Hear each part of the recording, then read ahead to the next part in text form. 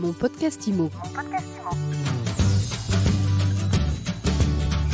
Bienvenue dans ce nouvel épisode de mon podcast IMO. Chaque jour, un focus sur l'actualité de l'immobilier avec un invité. Aujourd'hui, notre invité, c'est Damien Corchia. Bonjour Damien. Bonjour. Damien, vous êtes cofondateur de Remoters. Remoters, c'est un site internet.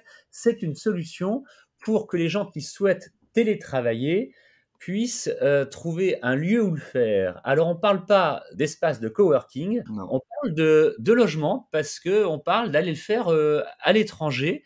Ça, c'est quand même super intéressant. On va détailler un petit peu comment fonctionne votre site. Mais avant, quelques mots. Comment vous est venue l'idée? C'est tout simple, hein. Vous étiez télétravailleur à l'étranger vous-même. Ouais, exactement. Comme souvent dans les idées d'entreprise, c'est le fondateur qui a expérimenté lui-même le problème. Moi, j'étais au Mexique en fin d'année dernière, octobre-novembre. Et au moment de trouver un logement pour 2 mois dans des régions touristiques, en fait, je me suis rendu compte que c'était pas facile du tout. Si on passe par les plateformes touristiques classiques comme Airbnb ou autres, c'est les prix touristiques, donc sur 2 mois, ça monte vite. Et le marché immobilier local, qui est beaucoup plus raisonnable en termes de prix, on n'y a pas accès, on va pas signer un bail pour 2 mois. Tout vient de là. On peut trouver des choses sur Airbnb pour plusieurs mois sans aucun souci. Mais il y a des tarifs qui, effectivement, sont peut-être moins intéressants, à moins qu'on ait la chance de gagner énormément d'argent. C'est ça. Souvent moins intéressant, effectivement, pour le télétravail. Parce que concrètement, l'idée d'aller télétravailler pendant la crise ou à d'autres moments, mais d'aller travailler, on va dire souvent c'est au soleil, hein, c'est de pouvoir allier l'utile à l'agréable, mais il faut trouver ses destinations. Donc du coup, vous avez créé, allez, est-ce que je peux résumer, est-ce que je peux caricaturer en disant un Airbnb du télétravailleur? Ouais, on peut dire ça comme ça. En fait, la solution qu'on a trouvée, elle est plus humaine parce que on met en relation avec des personnes locales. On a trouvé que c'était ça la clé. En fait, ce qui peut résoudre le problème pour le télétravailleur qui cherche un logement pour 3 mois dans une zone où il y a un peu de pression, où les prix sont élevés, etc., c'est d'avoir quelqu'un basé sur place, qui a du réseau, qui connaît bien les quartiers, qui sait comment ça fonctionne, et qui peut dire, bon, écoute, avec ton budget, il faut choisir plutôt tel genre de bien, plutôt dans tel genre de quartier. Moi, je connais les hébergeurs. Les hébergeurs aiment bien des profils comme le tien, parce que, voilà, c'est des bons clients qui restent longtemps, etc. Je peux négocier pour toi un bon tarif. C'est pas difficile, en revanche, de trouver des logements pour une courte durée. Vous n'êtes pas face à des bailleurs, comme c'est souvent le cas chez nous en France, qui disent ouais, 2 mois, 3 mois, je préférerais 1 an ou plus quand même. Nous, il se trouve qu'on va plutôt parler à des gens qui sont habitués au marché touristique. Donc pour eux, la norme, c'est de louer une semaine ou deux, voire un week-end dans certaines villes. Donc ils sont habitués aux durées courtes. Et nous, on leur propose quelque chose de plus long. On leur dit, voilà, ça va être 2-3 mois. Plutôt une bonne clientèle. Un télétravailleur, voilà, c'est pas le genre de clientèle qui va causer des dommages à l'appartement. Et en plus, on a tendance à être un peu plus sur les basses saisons, parce que les télétravailleurs, ils ont pas tendance à aller dans les endroits les plus touristiques en plein milieu du pic touristique. Ils vont éviter ça. Donc voilà, du point de vue de ces hébergeurs-là, on leur apporte un business complémentaire qui est très intéressant pour eux. Alors, si on regarde votre site, hein, il est extrêmement bien fait, puis surtout, et ça c'est important, il est extrêmement simple. Vous expliquez dès le départ que ça fonctionne en 4 étapes.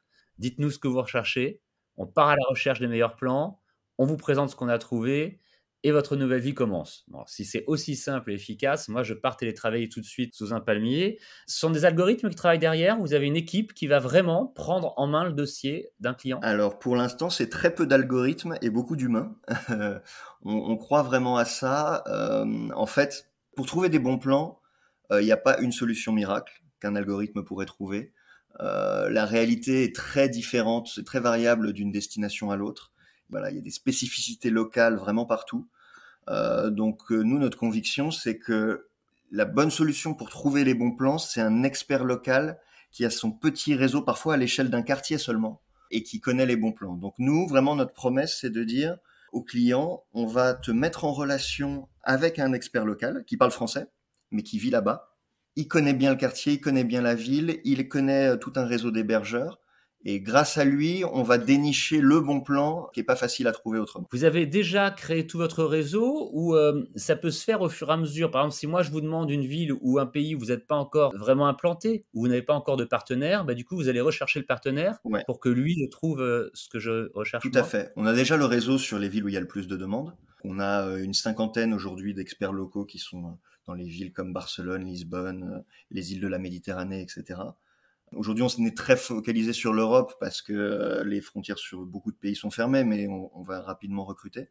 Étendre notre réseau est assez facile, c'est-à-dire que quand on a une demande, on trouve assez facilement quelqu'un sur place parce que l'accompagnement par l'expert local est très agréable. C'est-à-dire on trouve facilement des Français qui disent « Ah, mais moi je veux bien aider des télétravailleurs à ne pas trop galérer et à pas se faire avoir et je veux bien les accompagner, leur donner des conseils. » En plus, évidemment, ça leur fait un complément de revenu. Du point de vue des experts locaux qu'on appelle les remoters, c'est très intéressant et donc on fait grossir notre réseau de remoters très très vite. En fait, on a 4 intervenants dans cette histoire. On a vous, les remoters, les experts locaux, donc qui vont gagner un petit quelque chose pour leur travail, et c'est bien normal.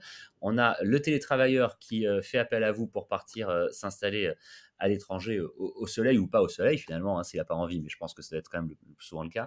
Et puis les hébergeurs. Les hébergeurs, vous nous le disiez il y a quelques minutes, Damien Corchia, ils sont généralement habitués à faire de la location à la semaine, de la location saisonnière. Mais là, du coup, vous négociez les tarifs. C'est quand même intéressant pour eux parce que vous leur garantissez un planning rempli. C'est ça l'argument? Ouais, tout à fait. Nous, on leur demande, par rapport à leur tarif à la nuitée quand ils louent à des touristes, on leur demande un assez gros discount. Donc parfois au début ils disent je peux pas faire moins 60, moins 70%. Mais après on leur explique que déjà si on fait une location de 3 mois, ça fait 90 jours. 90 jours sans aucun trou. Finalement sur la moyenne, c'est intéressant pour eux parce que quand ils louent d'habitude au week-end, à la semaine, il y a forcément des trous dans le calendrier qui s'immiscent ici et là. Il y a moins de check-in, moins de check-out, moins Exactement. d'explications à refaire à chaque fois. Enfin, il y a effectivement une économie d'échelle qui est intéressante. Vous avez eu du flair. Je suis presque étonné que ça n'ait pas déjà existé. Donc, c'est ce qu'on appelle une vraie bonne idée, hein, finalement, hein. Bah, j'espère. C'est passionnant. On vous souhaite que le site se développe bien, que votre solution se développe bien, mais sincèrement, on s'inquiète pas pour ça. Ça sent vraiment la très très belle et très bonne idée. Remoters, donc le site, c'est weareremoters.co et c'est pour les télétravailleurs qui veulent sortir de chez eux, qui est, comme vous le disiez tout à l'heure, puisqu'on parle pour le moment encore de frontières hors Europe un petit peu fermées, mais ça pourrait être à l'autre bout du monde aussi, hein. Mais en tout cas, pour le moment, si vous êtes télétravailleur et que vous voulez travailler peut-être à Lisbonne ou à Barcelone, pourquoi pas aussi dans d'autres villes comme Copenhague, si vous ne cherchez pas à tout prix le soleil, mais vous avez envie d'être dans une atmosphère de dépaysement et de ne pas rester chez vous, c'est le site qu'il vous faut. On l'a dit tout à l'heure, c'est un peu caricatural, mais en même temps, ça résume bien. C'est le Airbnb des télétravailleurs.